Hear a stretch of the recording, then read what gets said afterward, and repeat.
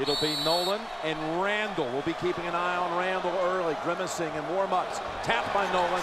Back to Napier. And Greg, a thought. Well, also, remember the last game against Florida, UConn's guards, as much as they pressured, neither committed a foul in that game. And so you got to assume that's not going to be the case tonight. And then secondly, for me, UConn's guards like the pressure, and the ball will stay with UConn. And typically, you pressure to disrupt offense. Kentucky doesn't run a lot of sets. They basically are looking to play a lot of one-on-one basketball, so those two strengths will be going at each other. Driving it inside right away for Boatwright for the game's first two. And these guards are so dangerous for Connecticut. At both ends, Jim, you saw the drive, and now Boatwright picking up at half court. We didn't see full court pressure, just man-to-man half court.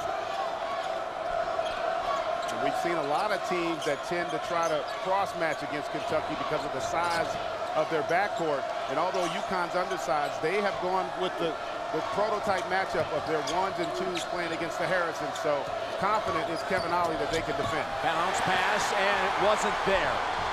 A turnover by Kentucky, but one right back committed by the Huskies. The Wildcats only 4 turnovers in that victory against Wisconsin. Here's Randall, put back Johnson, no, and it's Nolan who snags it. And you saw the athleticism on that play of Nolan. One of the first times you've seen all tournament that someone physically could match up with Kentucky on that front line when they attacked the offensive glass. Napier, who took only 6 shots in the victory against Florida, but played a very solid game. Did what he had to do.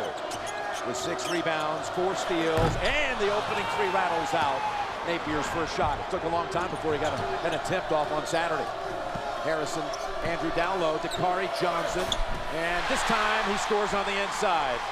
This is Kentucky's advantage. It's the physical strength. UConn is really long and rangy and athletic, but Kentucky can go right into the paint and into the bodies of the UConn defenders and have success. But that's where the ability to pressure the basketball and not allow for those post-feed angles to be created. There goes Daniels!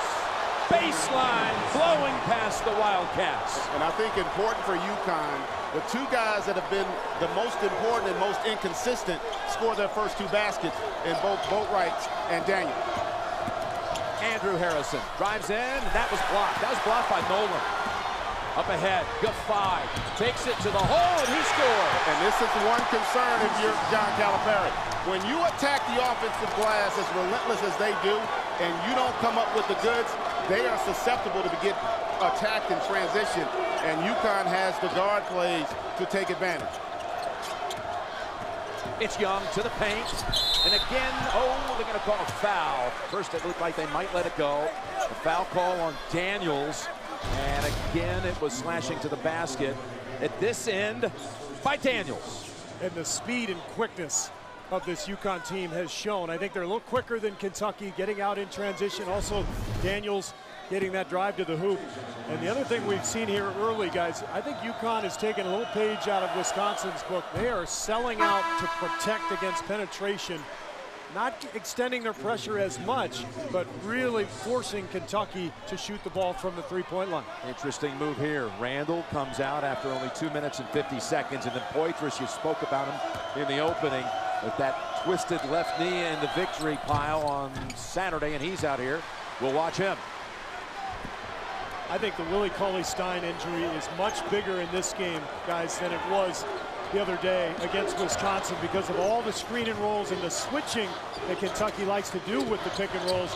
But remember, Napier and Boatwright can go right around bigger defenders on these switches. And remember also, because of the 2 point guards, they're never going to be in an attack position against 5 sets of eyes, meaning they move the defense, and when they get it on the weak side is when they look to attack. Daniels long on the 3 and out of bounds to Kentucky. And the other thing about Cauley-Stein, you're talking about a guy that blocked 110 shots this year. I mean, such a presence, as you said, just protecting the cylinder. And their best pick and roll defender because he can switch onto smaller guards, and he's so quick laterally, he can stay in front and still challenge shots with his length. And that's a great point. He can play in space, meaning at 7 foot, he can guard on the 3-point line against guards and still recover to get to the paint to contest shots. That is a vital asset to lose for for Kentucky. Here's James Young getting it his way again. He was effective on Saturday, had a game-high 17 for Kentucky against Wisconsin, and he kept taking it to the paint like we've seen twice already. Once drawing a foul, leading to the line, and then that basket. And getting to his left hand again. You know in the scouting report you're supposed to send him right, but he's so quick, still manages to get to that left hand. Napier beats him, then goes outside to 5, and UConn is not hitting the outside shot. They've had open looks. Oh, my goodness. Look at that steal. It's Napier to Boatwright and Poitras. Did you see the misdemeanor committed there by Shabazz Napier? My goodness. And that's something that he and Boatwright do really well. And you see here the contest there by Dakari Johnson, clearly a foul, but... Well, that'll send Boatwright to the line when we come back after this under 16 timeout. Welcome back to North Texas. Take a look at Shabazz Napier, folks. Good defensive guards. They time you, they count your dribbles, and they get a feel for your tendencies as a ball handler. And that play right there leads to the foul on Dakari Johnson. It will also at times make a ball handler more tentative because you know that a guy has the ability to pick your pocket. So, Randall, you guys thought when he was out there for under 3 minutes, he was not looking 100%. I thought he was struggling a little bit with his movement, and I think my initial impressions in this game, UConn is the much quicker team. They're getting a lot of looks that they can knock down. Kentucky's going to have to pick up its defense a little bit and try to stay in front of these guards. A champion is going to be crowned tonight, and right after the game, get your official championship gear. Get locker room tees, hats, and more at the official championship store of the NCAA, ncaa.com/shop. And Boatwright hits them both. This is an outstanding free throw shooting team. The Huskies, top 10 in the nation this year. Napier almost got to it. Aaron Harrison still trying to find it. Picked off the ground and off the hands of Nolan. It'll go to Kentucky. And that's one of the advantages UConn will have. They will switch defenses. They will show extended pressure. They'll come back. They'll give you a little matchup, then that relentless man-to-man, just to force Kentucky to think. That's what you want with great athletes, to make them think and not play off of instinct. Amita Brima, the 7-foot freshman, has come in for Connecticut. Now you see also Dominique Hawkins, who gave them valuable minutes in a reserve role. 11 minutes overall of action against Wisconsin. Another freshman. And here's Poitras spinning and getting rejected by Brima, who just come in. Bounce pass, and the shot rattles home. That was Chroma, who also had just entered the game. And I think this is what we're going to see from UConn. If there's a transition basket to be had, they're going to take it early. If not, they're going to run a lot of clock, and already like the pressure bothering Harrison, a backcourt violation. Again, you're going to get tentative when you sense how quick a guy is and how good he can be. And the key to this is the anticipation there. It just makes you a little tentative and hesitant with your hand. Remember, Andrew and Aaron, neither guys blow by you. They use their size to get to the rim. Randall back on the floor.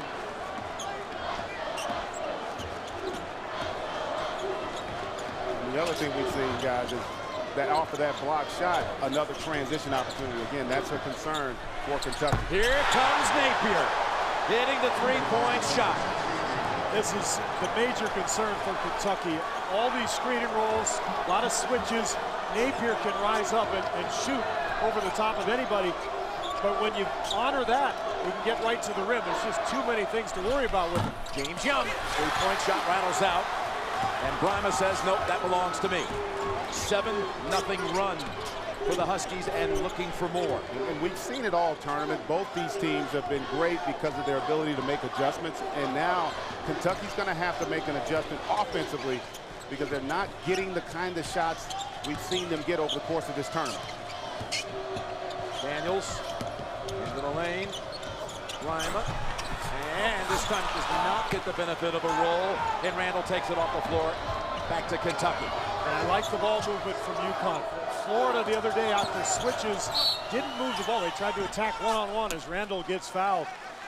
But Napier and the Huskies have been pretty patient. You see the switch here, Randall on him. He's just going to rise right up over the top. But he's not going to get lulled into a lot of shots. He's going to continue to move the ball and kind of let the action play out, force Kentucky's defense to move before attacking immediately. And the foul on Troma, who had missed the shot at the other end. And it'll put Randall on the line. Again, a Dallas kid right here.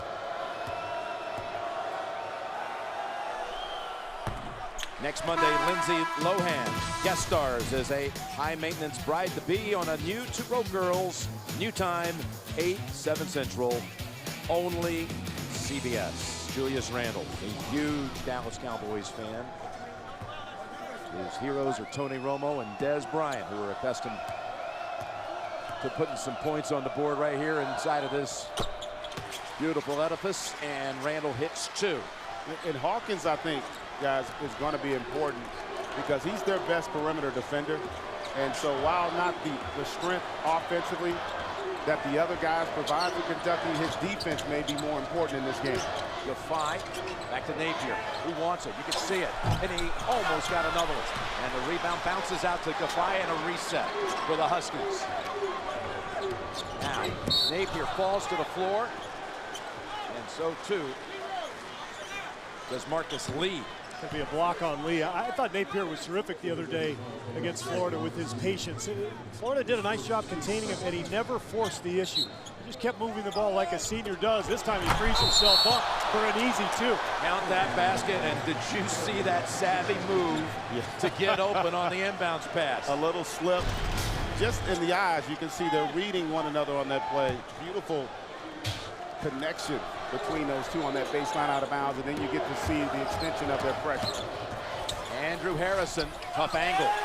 Not there, Boatwright, and the Huskies want to run with it. They got the numbers, and they go to the trailer, who says, you know what, Marcus Lee's going to block it if I take it, and I'm going to go reverse. Instead, oh, he spun him around and took him to the other side. What a beautiful move by Ryan Boatwright. Kentucky's gone over 4 minutes without a field goal. And the Huskies have the early momentum in the national championship game. Well, first off, do not expect to see Julius Randle when they get back out on the court. He'll remain on the bench. I think it may be cramping. The athletic trainer continues to come over and just keeps giving him water. Remember that Julius Randle had trouble with cramps at that Louisville game in December. He missed a whole half, so it is something to keep an eye on, guys. And then again, too, hobbling with that rolling of the right ankle in the victory over Wisconsin on Saturday. The same foot that he broke in the second game of his senior year here at Prestonwood Christian High School. And he did not come back for 3 months until the state championship game when he scored 17 and they won another title. UConn goes back to zone now. This is about the 3rd different look we've seen, just trying to keep Kentucky off balance. Aaron Harrison misses. Wisconsin's wondering why wasn't that the result on Saturday from the same spot. Driving in between 2 Kentucky players. And a foul call on the Wildcats. That was Lasan Croma taking it to the hole. And you know, actually it's going against. I think was it Brima? They called on Brima. This is going to be an interesting stretch here from Kentucky's standpoint. Remember, they've in essence been in this same position the last 4 games. They've trailed going into the half of all 4, and they were able to come back. And they've been down significant deficits as well. But I think Andrew and Aaron Harrison are 2 guys that have got to figure out a way to play against this pressure and quickness of UConn's backcourt. Missing the last 4 shots from the field. Hawkins back outside, and the Twins pass it between them with 7 to shoot. Splitting the defenders, taking it in, and followed up by Poitras. He puts the exclamation point on so many follow-ups. Well, it's their best offense. We've seen it all tournament. Just get into the paint. Any kind of penetration, get to the rim and put the ball up there and let your bigs go get it. Boatwright, though, able to neutralize it with a quick 2 at the other end.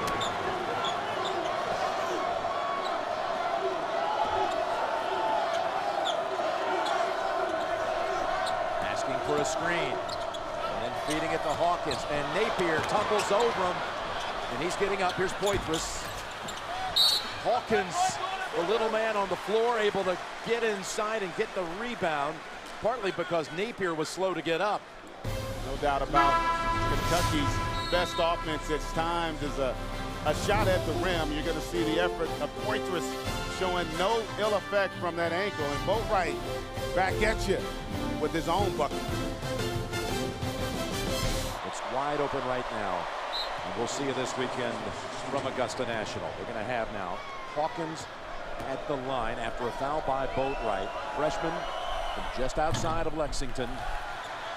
And Kentucky in familiar territory, trailing in tournament games, including that Louisville game where they were staggered early, down 18-5. And that's true. But John Calipari is going to have his greatest challenge as a coach in this tournament, I believe, because unlike Louisville, who has a terrific backcourt, I don't know that their backcourt is at the same level IQ-wise that you get with UConn, not to mention the way they shoot free throws. So he's going to have to come up with some schemes to get his guys some confidence. Napier, no. And Dakari Johnson has the rebound. UConn's put another guard on the floor. Big Terrence Samuel with number 3. The issue for Calipari, though, this is a freshman-laden team. They had to really scale back on schemes with this group because of their inexperience. Pick and roll coverage, I mean, there's a lot of ways you can cover it, but you've got to have execution and precision and experience. Kentucky has switched 1 through 5 all year just to make it simple for these guys. I'm not sure they have other schemes. There's another steal, and that's the one we just talked about.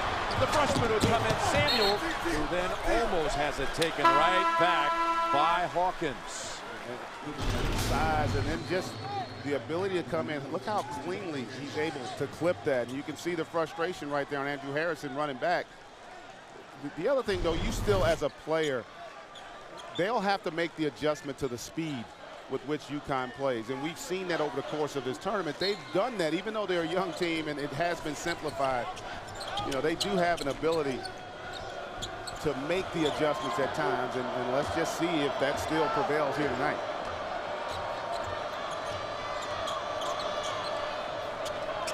Daniels, who's had big games in this tournament, including a double-double on Saturday.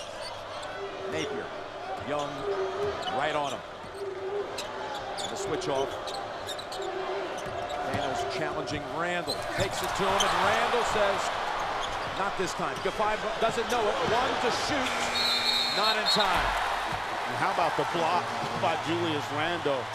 That was so impressive because he didn't get a chance to gather, because Daniels, that nudge right there doesn't allow him to gather, still able to elevate and block that cleanly. That is an impressive play defensively. And that was the first adjustment we've seen. Kentucky now fighting over the screen rather than switching, and that allowed them to stay man on man and allowed Randall to get that block. So we'll see if UConn now makes the adjustment in terms of how they run their pick and roll to attack what they're seeing.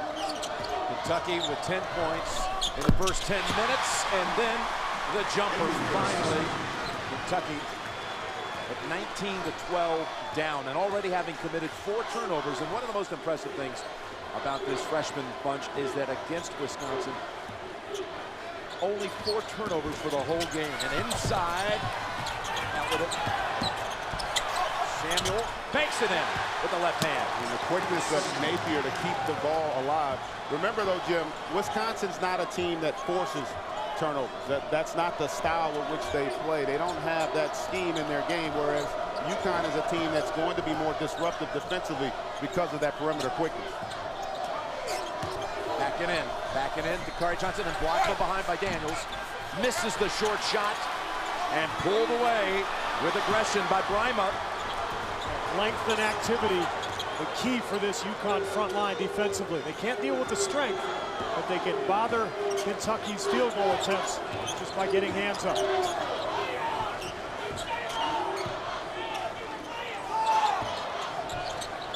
And a three-point shot, swish! That's just a difficult matchup, guys, for James Young. I mean, Napier's just so savvy, and he's so solid with his decision-making. I think it's Napier's game tonight. Yes. With the matchups, the way this game is being played, I think he's headed for a huge night. Andrew Harrison bangs home a 3. Napier's got a look about him.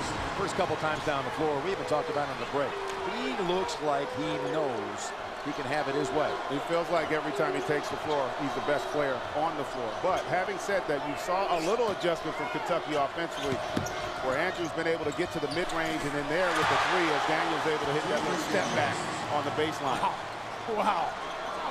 I mean, that was an impressive, that was a Dirk Nowitzki step back move. And, you know, the other thing we haven't really discussed, Kentucky has not played well defensively the entire tournament. It's been about what they've been able to do offensively in terms of their efficiency that's allowed them to advance. Young likes this spot. That's Napier, who has the most rebounds of any Husky, coming inside to get the rebound. Then the dish. And no from the inside. Grima had a little chippy and was unable to convert. Starting guards for UConn have outscored Kentucky on the road, 16-15. And this is what we've talked about, guys, the pick and roll coverage for Kentucky. This is not a great pick and roll defensive team. They're going against probably the best pick and roll player in the country in Shabazz Napier. He gets the switch here. He gets Julius Randle on his heels. He rises up. How many times did you see this against Michigan State last week? Yeah. Napier can have his way in this game. And you made that point earlier, Steve. Remember, I think, and he's such a smart player, he went into the Florida game knowing in terms of the style that he wasn't going to be as aggressive because of how they would scheme him. But he knew in this game, matchup-wise, that they didn't have the personnel to really disrupt what he wants to do. And so that's why I think you're seeing him far more aggressive at setting the tone here early on. They come out of the break, and again, the best player, Randle, is taking a break. He's only attempted one shot, didn't make it, has not made a shot from the field, just a couple of free throws. So he's not his usual force. And that's Boatwright. It's always the Huskies, it seems, with the quickest hands tonight. And Napier, that will count. Poitras swats it away after it comes off the glass and was headed home. They have two Bulldogs in the backcourt. Yeah. You look at Boatwright and Napier. They have as good a ball instincts as any backcourt you're going to see. And by that, I mean, you watch how the game develops. They're always around the basketball via rebounding, loose balls, deflections. They just have an innate ability to find the ball. And it's heading back to Connecticut. And Kentucky's largest deficit of the tournament has been matched at 13 down. Well, they're rattled right now, and they're completely out of sorts. I mean, Young steps a foot out of bounds. Speed kills. I mean, this is a story of quickness right now. Kentucky, a much slower team, and now they're going to fall back into the zone here. Which is, I think, a smart move just to try to change up the rhythm that UConn's gotten at attacking this defense. Napier to the baseline. Defies a good outside shooter. Steps in and fouled by Poitras in the act of shooting. That's and the other thing, it could almost be nightmarish. Just think about it. You go zone, and typically a zone is to try to force non-decision makers to make decisions in terms of your frontline players. Defy and Daniels are really good with the basketball at the high post. They've run a little zone in the tournament. You guys saw some of it against Louisville. Not a whole lot. They'll show some 1-3-1, but this is a team that would rather stay man-to-man. Get the most complete coverage of the sports you love all year long with the Team Stream app from Bleacher Report. Go deeper with Team Stream on your iPad, iPhone, or Android device today as Randle comes back in. Defy is from Berlin, Germany. His parents, Christine and Frank, are watching this right now on March Madness Live at 3:45 in the morning in their living room. They've hooked up the computer to their television, as is his high school coach, who won a national championship under Dean Smith's '93 team. You'll remember, a lot of you, Henrik Rodel. Yeah, sure. And he's back there watching, streaming in Germany, and very proud of Defy, who hits the two free throws. And you know how we talked about for Napier, this game is a good matchup for him. I think it's the same for Randle. I think this is a game that Randle can have an opportunity to be aggressive. I think that's the second on Daniels. And he's going to have to be the guy. The key, though, if you're Kentucky, your backcourt has to recognize that. Andrew and Aaron they have to understand where the matchup lies in order for them to have success offensively. The question I have, you mentioned this early in the game, they don't run a lot of sets. No. I mean, they've relied so heavily on the penetration of the Harrisons. So now, how do you make the adjustment? You're not an elaborate offensive scheming team, and you got a bunch of freshmen. So this is a huge challenge. Young's able to knock that one down. And a moment there we should reflect on. Daniels picks up his second, so he had to go to the bench. And a steal. That is Aaron Harrison knocking it down. the steal and the dunk, and a quick 5-point flurry for the Cats. And just like that, the length of the zone by Aaron Harrison comes up with the steal. Finally, Kentucky showing some confidence. And how about this duo right here? They go by 42 and 43. 42nd and 43rd presidents enjoying the game together. President Clinton, President George W. Bush. Bipartisan sportsmanship. They become good friends, and they do a lot of speaking events together. They're heading up to Canada in a few weeks to do another one. And President Bush came to the opening ceremony to welcome the teams to his hometown as Napier says hello to three-point land once again. You know, I was just about to comment on how the zone for Calipari has kind of changed the rhythm a little bit, but it hasn't changed the effectiveness of Napier. This is an excellent three-point shooting team, 39% on the season. They make more than 7 per game, so a zone is pretty risky with all those shooters. Here's Young stepping up. That's a 2. And flying through for the rebound is Aaron Harrison. And the foul's on Boatwright. It's his second. Take a look at Napier.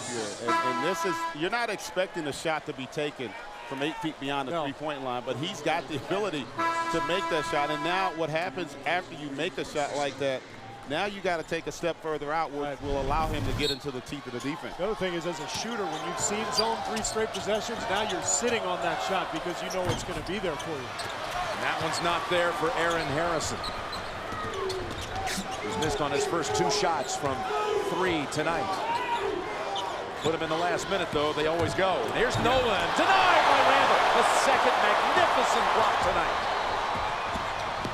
Andrew Harrison again. Got the tough angle, but got the pass out. And Young is able to hit the jumper. And that play is important because Andrew Harrison made a play for a teammate. Typically, his attacks results in shots at the rim. That time, he creates for a teammate. That's a big basket for the Wildcats. Young has 10 of Kentucky's 23 after that 3-point shot.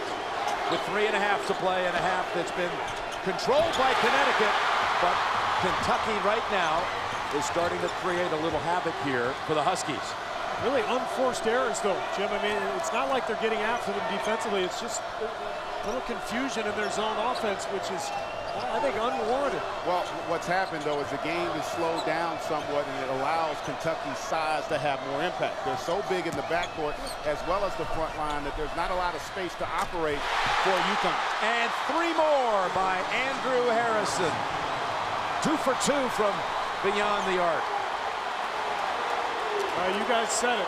We've seen this every game in the tournament. They find a way to battle back. Yep, very familiar script. Kentucky's 4 out of 9 from 3. And here's Napier. And Kentucky controls it again. 9 3-point attempts from Kentucky, already 5 the entire semifinal win over Wisconsin.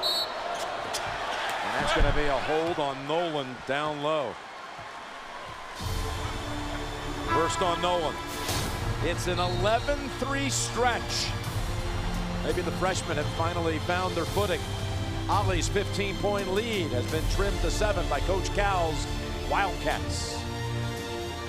You've got Notre Dame looking for its 2nd national title, and UConn looking for its 9th, and that's tomorrow night. For more information, go to NCAA.com. You know, give John Calipari a lot of credit for going to the zone here. And the thing about it is UConn executes it perfectly. They get into the high post, they make the right decision, but sometimes you can't out-execute athleticism. And that was just a terrific athletic play by Kentucky to save that basket. But the other issue is that they're playing against this zone without Daniels. With the 2 fouls, it's been an 11-3, now 12-3 run for the Wildcats since Daniels sat down. And it makes a huge difference, obviously. He's their big scorer during this run. So Takari Johnson hits the front end of a 1-and-1, only a 44% shooter from the line. And somehow Napier is the one who's able to control it.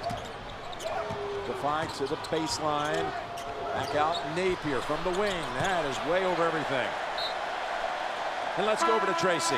Well, guys, Kentucky well aware about Julius Randle, and during that timeout, they continuously look over to see if Randle is going to start, he's going to go out there, or he's going to stay on the bench. Also, John Calipari right now really liking the energy from his team. He's been on them all game about it. And again, they've gotten basically nothing from Randle with this, and a couple of great blocks by him, but not a field goal.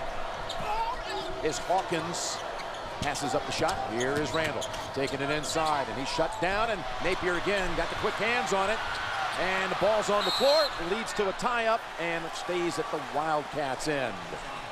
With 1:51 to go in this first half, Kentucky clawing back, 6 down. Kentucky trying to become only the second number 8 seed to win the title. Villanova did it back, of course, 85, that epic win on the Wildcats floor there at Rupp Arena.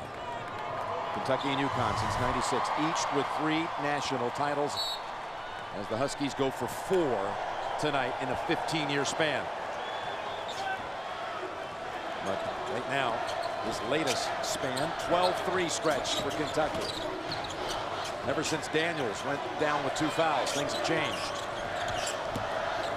Napier, big step to the hole, twists the shot, and somehow able to contort and get the 2. Goodness. Well, with Daniels on the bench, not much floor spacing for UConn. And Kentucky went back to a man-to-man. That's just Napier doing what he does. Broke a 4:45 drought without a basket.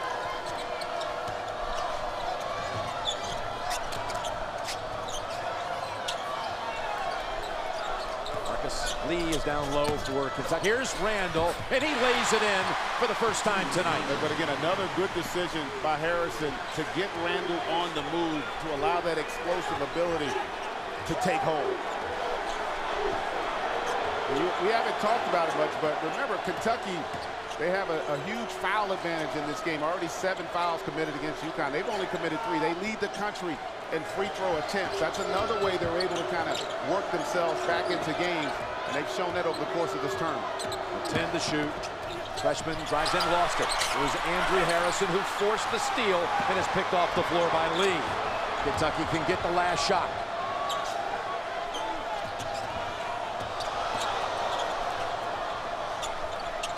And let's see how poised the freshmen are with this use of the clock right here.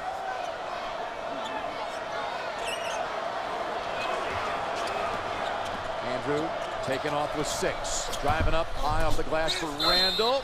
Randle able to pluck it and bring it down and put it up and get fouled, and a chance at the 3-point play. And again, we talked about the adjustment Kentucky would have to make, and sometimes you got to become a playmaker. It wasn't a great pass, but it was the right decision by Andrew Harrison to get the basketball over to Randle. I first thought he was bouncing it off the glass. He was trying to throw a lob with his left hand. Again, though, and that's the adjustment they've made. That shows a lot of maturity. You know, sometimes you can't just keep going with the same thing, and they've made an adjustment to be more of a playmaker here down the stretch of this first half. So Randle getting going here a little bit in the last minutes of the first half. Yeah, based on the help he's gotten from the Harrisons. A little more screen and roll action from Kentucky rather than that one-on-one style we saw against Wisconsin. I think they found they just couldn't get around those 2 guards early in this game. From midcourt, the shot on its way, and it's too high. Grima, who had just picked up his 2nd foul on the Randle basket. So, for the 5th NCAA tournament game in a row, Kentucky goes to the locker room either trailing or tied. Down 4 after being down 15 at one point. Let's go over to Tracy. Thanks a lot, Coach. You had a fast start there. Kentucky battled back. They're a second-half team, so what do you need to get back to doing in the second half here? Well, we're a second-half team, too. So whatever Kentucky is, we're going to go one step further. We got to play together. We had some turnovers. They start getting on the offensive rebounds. We got to stop penetration. They start getting into our yard. We want to protect that. I like our position, and we just got to play at a level 5 and finish this game off. Thanks so much. All right. Jim? Help themselves. And then, of course, Randle with those 2 late hoops. So I think Kentucky now has some footing. There are the numbers from the first half. Young hit a couple of threes, as you pointed out, and so too did Andrew Harrison, who made both of his attempts from behind the line. So Kentucky to inbound. We've got 20 minutes to go. to decide the national champion.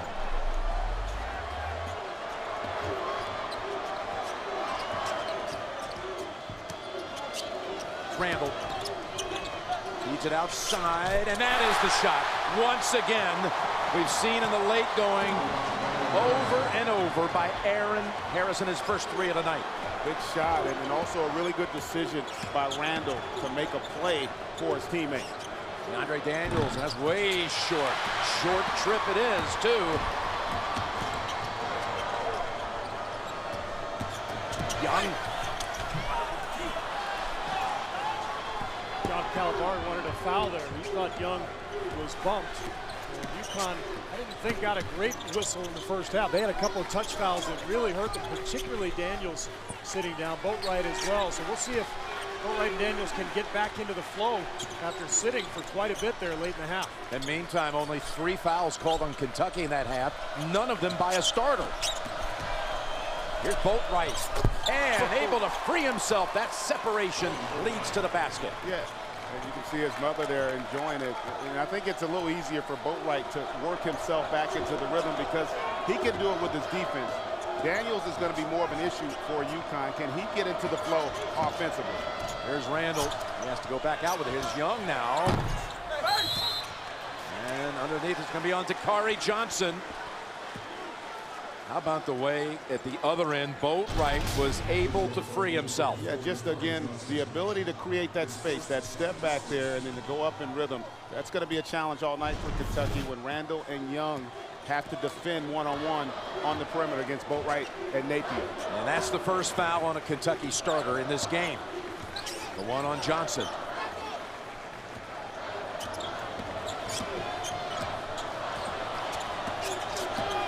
Napier gives it up, and another clean block, they say, by Kentucky, and it's going to stay with UConn. Nolan's had a couple of them stuffed. Kentucky changing its defense, chasing over the top, and Napier gets the ball right where it needs to be, but there's that length again on the backside. And we said it earlier, it's, sometimes you just cannot out-execute the elite level athleticism that Kentucky possesses down low. They take Nolan out, and they bring in Amita Brima. And that's specifically to finish that play. If Kentucky is going to go away from switching and try to hedge and get over, Napier's going to get in the lane. Brima is going to be more capable of finishing on the receiving end of those passes. And they're going to review the shot clock here.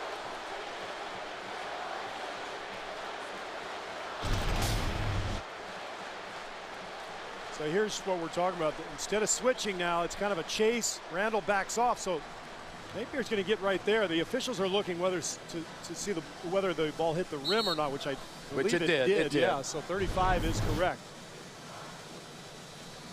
So UConn to inbound underneath with the full 35, and the last time they inbounded from this point in the first half, Napier beat him with a shifty move to the inside. This time he's unable to take it inside, and that's going to stay with the Huskies. Seemed to be a debate about that one, though. Kevin Ollie, first NCAA tournament, and he's 5-0. Was this the right call? From that angle, I couldn't tell if it deflected off of Napier or not. Looks like the shot clock was a little slow to start on the inbounds throw by Defy, and once it touched the Husky player, it took a couple of seconds to get it started. Boatwright down low, and another block, this time by Dakari Johnson. Brima and Nolan having fits, trying to just finish from right underneath. Yeah, and it's a great play by Dakari Johnson coming over, but Brima had to make a play with the basketball in that possession as opposed to catching it above the rim. Now they're giving the ball back to UConn. The Husky players retreated thinking that it was Kentucky ball. And now the Kentucky fans letting the officials have it. Inbounds to Boatwright. Got a 3 on the way. 2 Wildcats underneath. Now the UConn bigs aren't going to finish underneath, and Napier and Boatwright are going to have to hit those little mid-range shots against this pick-and-roll defense. And Daniels has to get more involved offensively as well. Yeah, we've been talking about Randall. They've got to get on the UConn side, definitely Daniels. And Johnson to the line as he's hacked by Brima. Daniels has only 4 points after a 27-point outing against Iowa State, 20 points against Florida. And by the way, that's number 3 on Brima. Dakari Johnson again, about 44% from the line. Coke Zero wants to know, are you a real fan? Hashtag prove it. Visit the Coke Zero social arena in March Madness Live. And that's part of the dilemma for Kevin Ollie. He'd love to have Brima on the floor, but at this stage of his career, he's so foul prone that he's not going to be able to play those extended minutes. And so Nolan's going to have to come up, I think, and make some plays here. Another sloppy mistake by the Huskies, who about 5 minutes ago in the first half, things started to go that way for them. Harrison with the left hand, and UConn able to shield off the Wildcats. Say they've done a great job on the glass. Actually have a 21-18 edge, and for the most part, they've, other than that last couple minutes of the first half, they've kept Kentucky off the offensive boards. You see that? Napier almost knocked Boatwright backwards. A little upset about that last turnover. Well, I think also he didn't run the right set, Boatwright, that they had called in terms of that possession. Here's Daniels, and he is not putting up the same kind of game we saw in the semifinal. He's 2 out of 7 from the field. UConn's made only one of 6 in this half. Kentucky's a 3-point shot away from tying this. Young got stuck. And out of there with it are the Huskies. No foul call. Boatwright to Daniels. Struggled to get a clean handle. Napier soars to save it. Into the lane and a dish. Daniels also saves it. Wide open, passed up. Napier swings it to Boatwright, and look at this ball handling by UConn. I would have liked to see Napier take that shot. I mean, you're not going to get a more wide open look against this Kentucky defense. Here's Kafai. Daniels trying to keep it warm, but Randall has it. Now Kentucky drives in, and Andrew Harrison cuts it to 1. And you can just see the difference in the energy level right now. Kentucky far more aggressive. They've got UConn on their heels. And you can hear it too, Greg. There's a foul on Harrison, but the crowd predominantly blue-clad, Kentucky blue, as they climb back into this game with their defense and their transition game. There's Harrison getting all the way to the rim, and the lead down to 1.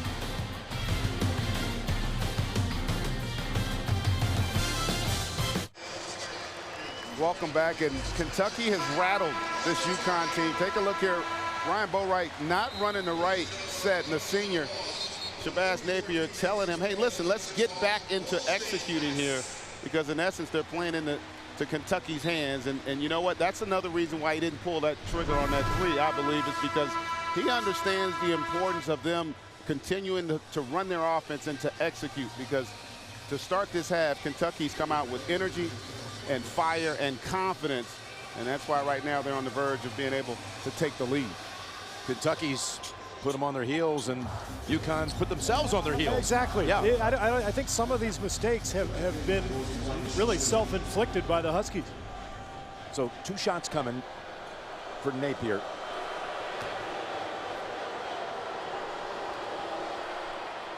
Mom Carmen, she doesn't miss these games ever.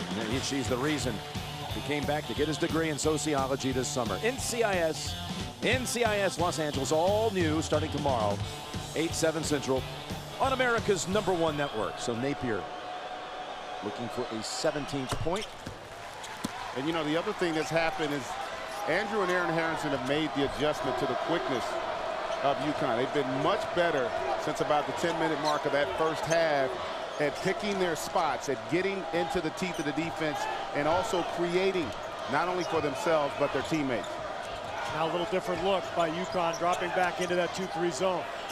The Harrison twins, they're Houston area kids. This is Poitras spinning, and it's going against Kentucky. I'm not sure about that one. I don't know if Nolan had position there. He was a little late arriving, and he kind of leans in, and more than anything, it's just a flop. That's a play on. Poitras got right to the rim. Not a whole lot of contact. Not a lot. The spin negates some of the contact, and he sold it to the official. I thought he was there, but I just didn't know if there was enough contact. Third foul on Poitras, and it takes away the basket. Looked like, to me, it should have been a no call. And now Napier weaving through that Wildcat defense with 5 to shoot. Behind the back to Daniels. Takes it to the paint, puts it up. And he can't find it right now. Yeah, good job with the help defense, though, by Dakari Johnson, coming over, establishing position, and forcing Daniels to have to go over it. Andrew to Aaron. Aaron right here. Poitras, a 3. Would have tied it. Get down and out. Not really a three-point shooter. UConn will live with that one. Poitras only made 8 threes all season. Down low. And a turnover. Yeah, a little too much English, and Napier probably more frustrated with himself there. But they're getting out of character. I mean, he tried to throw the ball through the legs. You know, this is not the time for that kind of play. Napier, too experienced, too good, but they're getting a little frustrated because of their lack of ability to penetrate this defense. Marcus Lee in for the Wildcats. He has really blossomed in this tournament, particularly back in Indianapolis. Huge game he had against Michigan with 4 dunks and 10 points. Over to Randall. Randall stopped, and this time is fouled. That might be Daniels, Jim. Daniels comes over the back, but it's going to be called on Nolan, his second. That's big. They were both in the play, and Daniels immediately looked up at the officials, like pleading, please don't give it to me. 2 shots coming for Julius Randall, taught the game of basketball by his mother, Carolyn, who played not even 10 minutes from here at the University of Texas at Arlington. There she is. She wore number 30, so he wears her number to honor her, and she named him Julius after Irving. Now that's 5 straight missed free throws for Kentucky. Remember, this is one of the best free throw shooting teams in the country in UConn, and one that's not so good in Kentucky. 6 for 13 overall for the Wildcats, and UConn has not missed, although they've only been there 6 times. Poitras in for Randall. And the one thing, though, if you're UConn, as poorly as you played, you're only -2.5. So you've done a decent enough job defensively to see if you can get the rhythm back into your offensive game. They've got to get their guards back to their dominant selves, but UConn has not been able to get the penetration from Napier and Boatwright.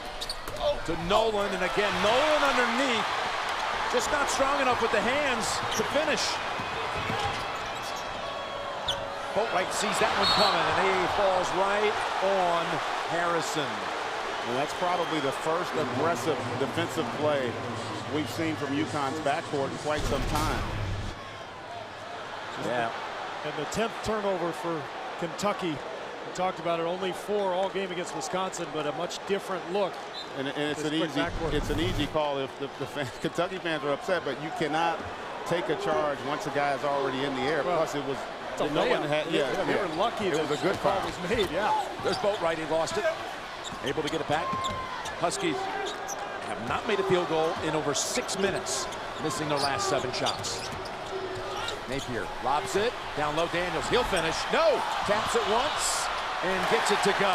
Boy, that's a big basket for Daniels. Just to see something go through, to see if that gets him some confidence, because I think that's really more critical right now, that he get going offensively for UConn. This is going to go against UConn, and it's Nolan for the 3rd time. This is when you know you're struggling. Point blank, and misses it. Now he gets the break. Maybe this will get him going. I think it's critical right now. This is Napier's game. Kentucky has changed its pick and roll coverage. They're fighting over the top. Napier can attack this Kentucky defense. Now's the time. His team needs him to do it. He's got to be ultra aggressive and look to score right now. I agree with you, but I think for me, UConn's defense has to get back going. Yeah. See, the game has gotten so slow that it's allowed Kentucky's size to have more impact. That's why we're seeing a lot of these contested shots and block shots, because there's nothing in terms of flow. It's really standstill offensively for UConn, and in part it's because defensively they haven't created any energy or any transition opportunity. Napier goes to the bench, give him a few extra seconds on the breather. Soon we'll have the under 12 timeout.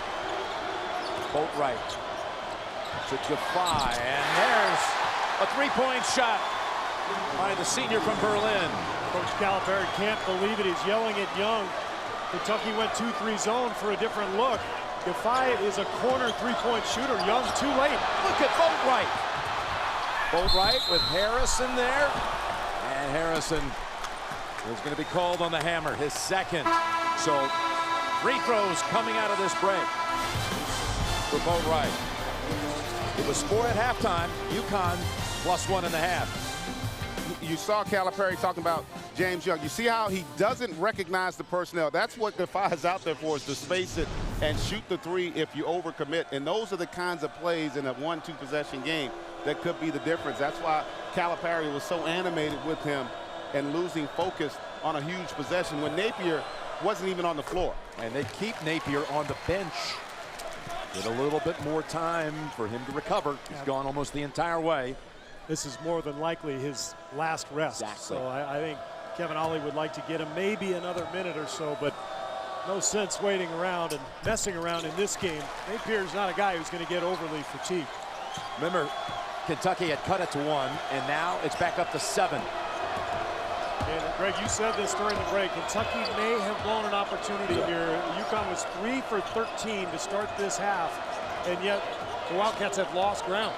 They haven't hit a shot in the last 4 minutes at this end. Randall doubled up, and that's into the first row. Let's go over to Tracy.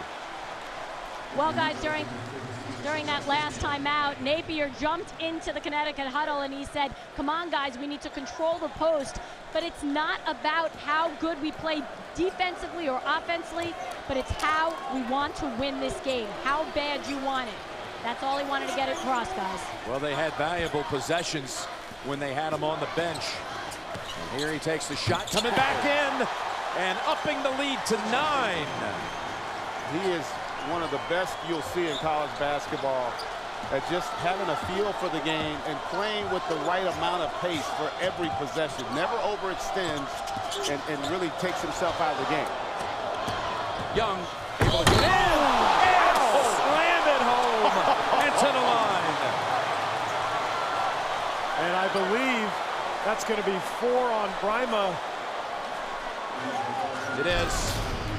This is spectacular. It is spectacular. And how about this? As Brima gets a piece of it, but he's still able to power through here. Watch there. He gets a piece of it, able to still power through. And that possession, too. Really, that's Terrence Samuel, though. You can't allow blow-bys in situations like that because that's, in essence, how the bigs tend to pick up fouls. And once again, Young getting to his left hand. You've got to try to force him right if you can. And that's a huge basket. The thing about a play like that, it's a momentum play, too. Let's see if the energy level rises for these young Wildcats. Yeah, the 5 freshman starters are back on the floor. And back to the zone for Kentucky. Giffey on the bench. Remember, he just hit the 3, so a little less shooting now for the Huskies against this zone. Napier lost it. Wow, that's, you know what? It's funny, the official wasn't going to make the call until Napier started to plead with him that it was a kick ball. And it sure was. You know what? Initially, I was saying that because it has to be intentional. You can dribble, and I thought he did reach out to kick the basketball like there. A hockey goalie making a kick save. That was a great call. Giffey is back out to give him that shooting presence against that zone. So Giffey, of course, having just hit a 3 a couple of trips ago. Yeah, James Young better be a little more aware of his position in the corner of that zone. Daniels steps up, back of the rim. Young Again, goes to his left, then will go to the line. Young was the one who stemmed the tide for Kentucky in the first half with those 2 threes. And now he's doing it again.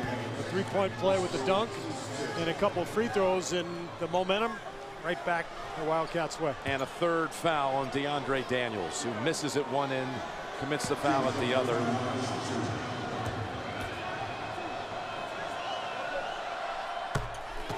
Thursday night football coming this fall to CBS and NFL Network.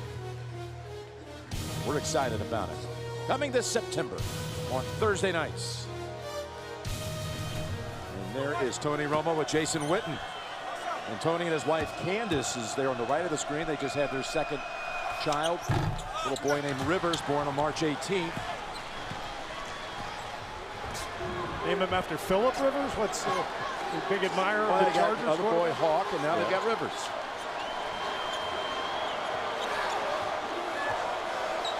Let's see now, Kentucky in that zone. Daniels not in the game, so they don't have that guy in the middle of the zone that can make plays other than Gaffai. Gaffai got Randall to commit, and off the back of that one too, off the back of the rim. Couple of empty trips for the Huskies, and Harrison dishes to Dakari Johnson for the easy 2, and now again a momentum shift. And live from Lexington, a 6-0 run that's really been fueled. The spark came by Young. Exactly what Charles Barkley talked about in the halftime show. Oh, Boatwright looks like he's hurt. Calling a timeout. He is hurt.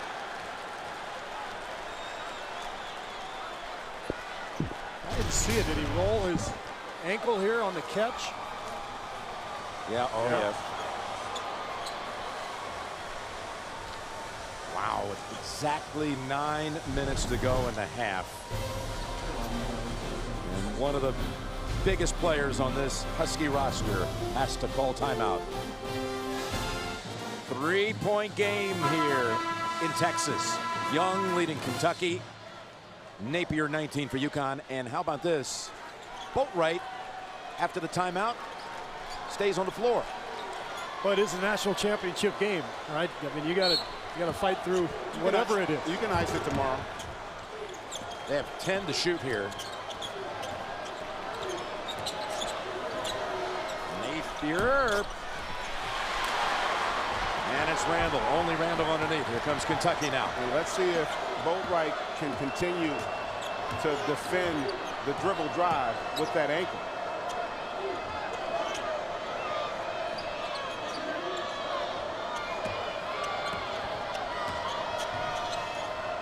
Gaffai trying to guard Randall.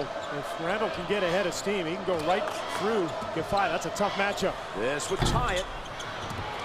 Boatwright could have made a play on that rebound, but didn't have it. Well, he also didn't fight over the screen.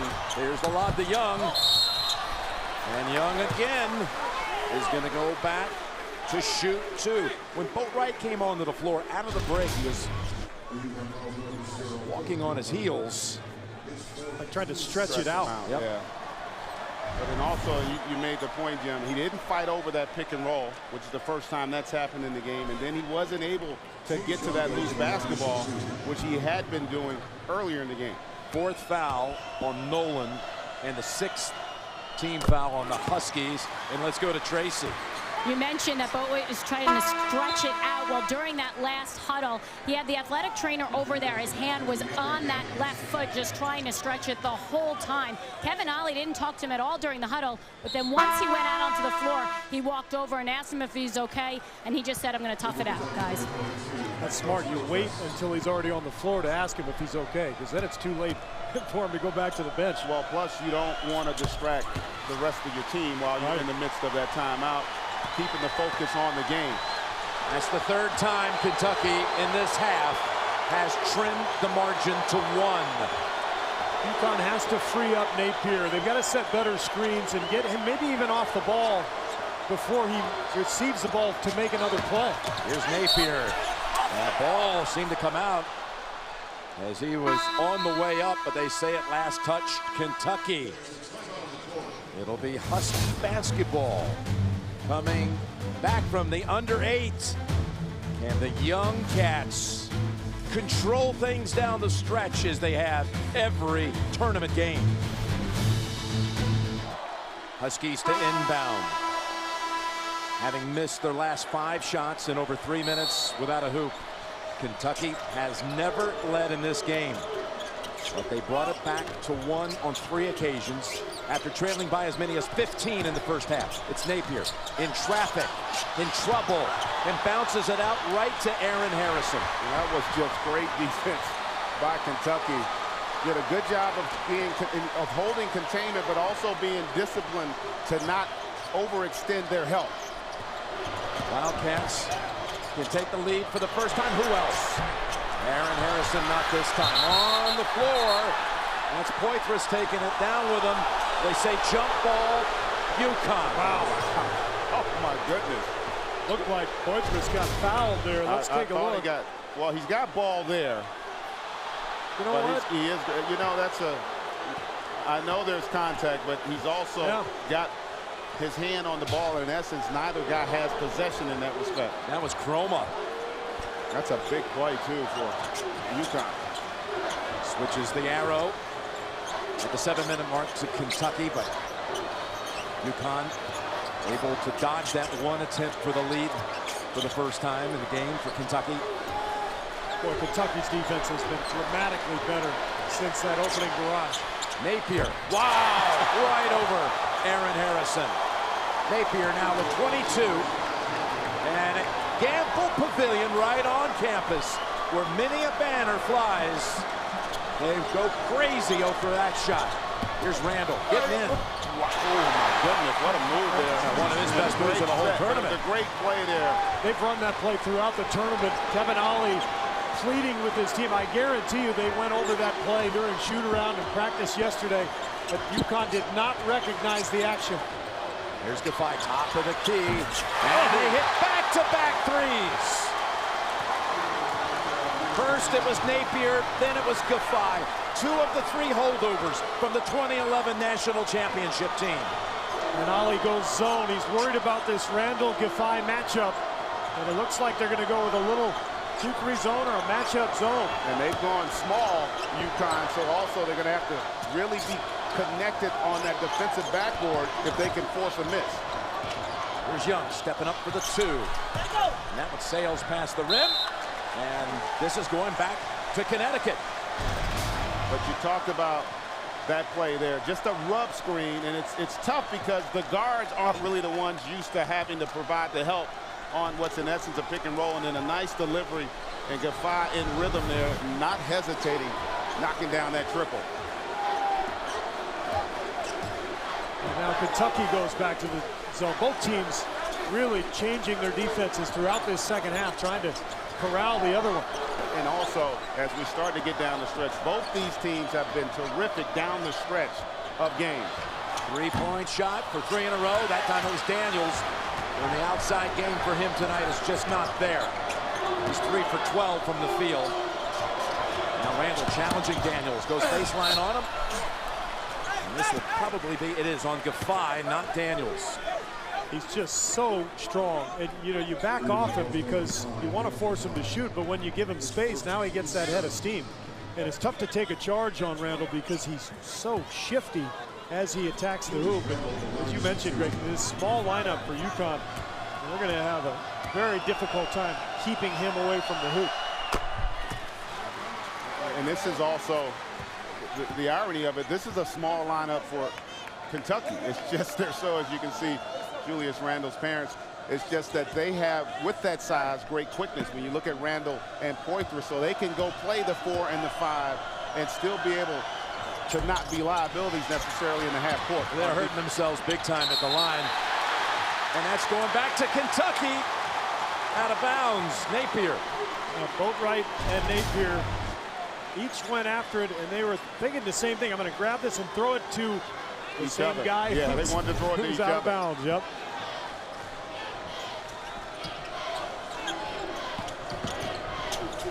That's stolen by Napier. I'm surprised, Greg, that he didn't push. And Andrew Harrison says, I'll take it right back, thank you. They've got the numbers. That was a surprising development. Napier, I don't know if he's tired. Yeah, that's what I'm thinking, but a heads-up play. He's making mistakes you never see from him. You're exactly right. Well, listen, he's won a national championship, but he wasn't the guy on that team. He's got a different responsibility. This is a huge moment in his career, and he's going against a team in Kentucky that is battle-tested. They've been here, in essence, the entire tournament. And they missed the front end of a 1-and-1, Aaron Harrison. 13 out of 23, Kentucky from the line.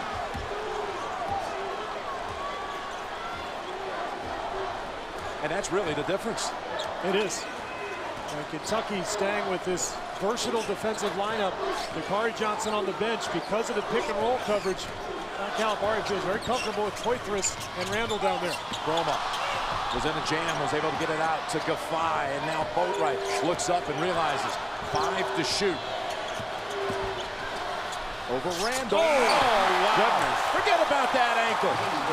And this is one thing, I remember talking with Billy Donovan before their matchup with UConn. He said they're one of the best teams in the country last 10 seconds of the shot clock because of that ability of Napier and Boatwright to make plays.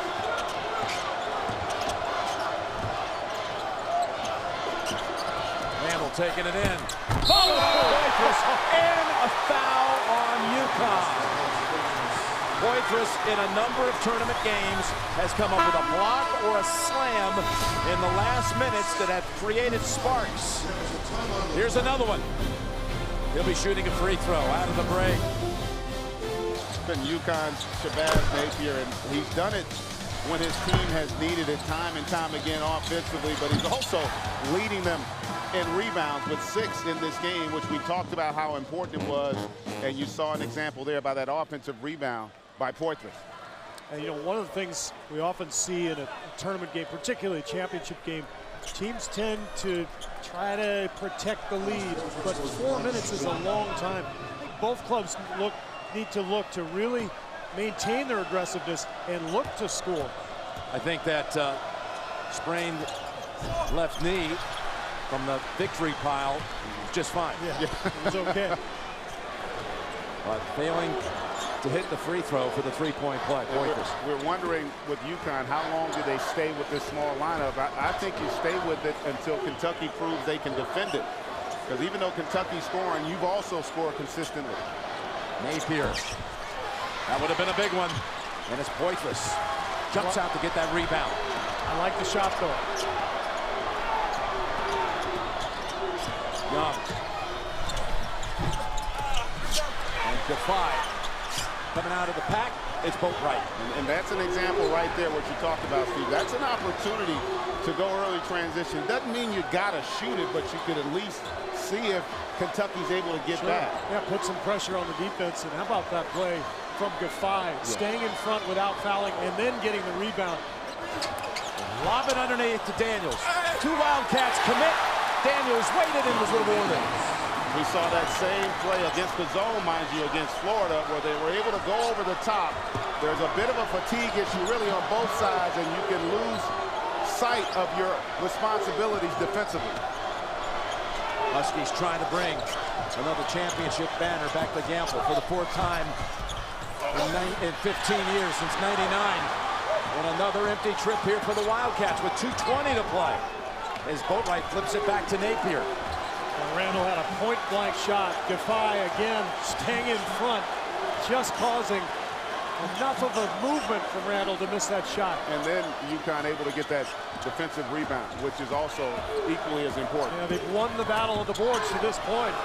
32-31. Who would have guessed that? Inside 2 minutes for the national title. Gaffai. That would have made it 8. And look at that offensive rebound all the way back out to Napier. Timeout. We talked about what went out. Would it be the size of Kentucky or the quickness of UConn? You almost got to the Final Four as a player. Got knocked out in the Elite 8 your last year in '95. And there he is, Kevin Ollie. And one thing about this, there's his son, by the way, who's going to be a big-time quarterback. You look at that foul situation. That's big. Kentucky with only 5 fouls, so 1 to give, and then a 1-and-1 after that. But don't forget, UConn has finished off every game with unbelievable foul shooting in this tournament. So, now with 1:40 and in no hurry, with a 6-point lead.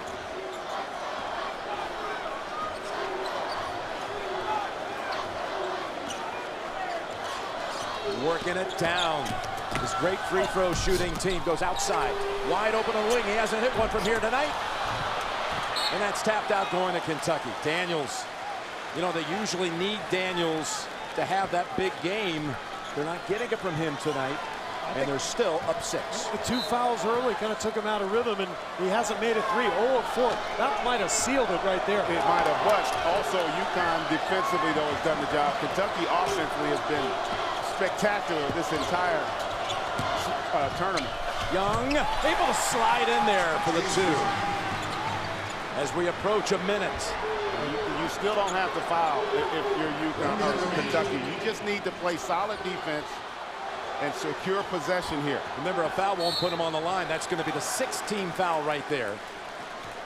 I don't like that foul. I don't either, because now they're in the penalty. Well, one more, but John Calipari calls timeout. This is what he wants to discuss, the foul situation and the clock. Remember, these are all freshmen, except for Poitras, a very young club. Time to square off here, guys. Greg, you're first with Kentucky. Yeah, listen, we both understand why he calls a timeout there, but you've done 2 things. One, now you put UConn in the penalty. 2, you've reset the shot clock. And now that gives them the opportunity to run this all the way down. Remember, this is a 2-possession game, not a 1-possession, so this is going to be really important right now. And you got to foul the right guy, assuming UConn gets the ball in, which they do. If you foul Napier, it's going to be danger time. And it looks like Kentucky is going to play this out.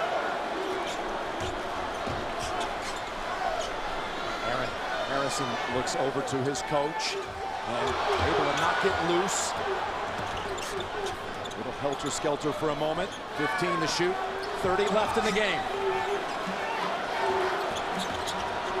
Underneath, wide open, and falling right on top of Chroma. Just a horrendous defensive possession for Kentucky. If you're not going to foul, then don't foul. And don't leave the guy wide open underneath. It was like a late double team that really wasn't necessary. It looked like Young just left his man. And Steve, I really felt once he made the foul to call the timeout, you almost have to foul at that point, because remember, this is also a great free throw shooting team.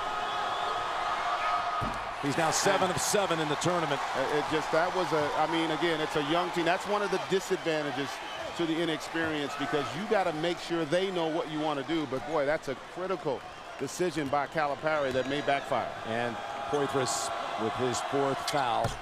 UConn 10 for 10 at the line. No threes. If you're UConn, play the 3-point line. Make this into a 3-possession game, not a 2-possession. Saved by Harrison. Takes the shot. Ball back out to Andrew for the 3, and that one's off. Tapped under the hands of Boatwright with 5 seconds, and this most improbable tournament run comes to an end with a UConn championship. The Huskies once again are in basketball heaven.